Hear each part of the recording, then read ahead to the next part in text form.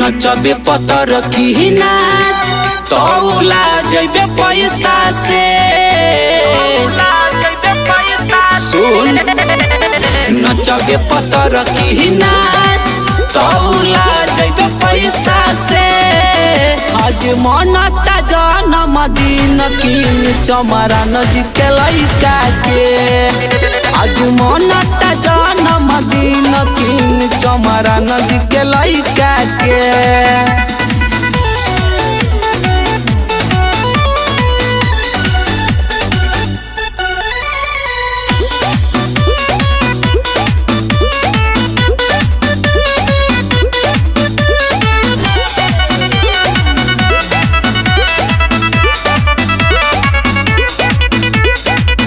नाच गोर हरक नाच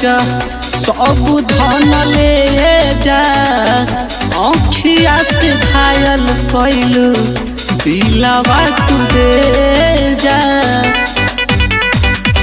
करे जा सुनो नाच गोर हरक नाच सब धन ले जा आँखिया से घायल कैलू दिलावा तू दे जा फूल खिलला बहाया दिलावा के बगीचा में आज मनता जन्मदिन किन चमरा नजिक लइका के आज मनता जन्मदिन किन चमरा नजिक लइका के चमरा नजिक लइका के चमरा नजिक लइका के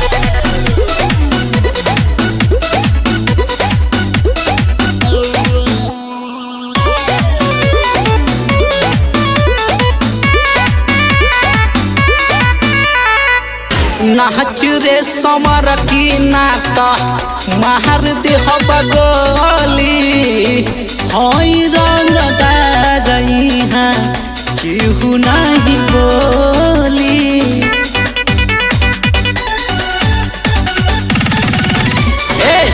नाच रे समर की नाता मार दे बगोली इहाँ रंगदारी होला केहू नहीं बोली याद तू करबू जान मरद मिली नय सारे आज मनता जन्मदिन किन चमरा नजिक लइका के आज मनता जन्मदिन किन चमरा नजिक लइका के।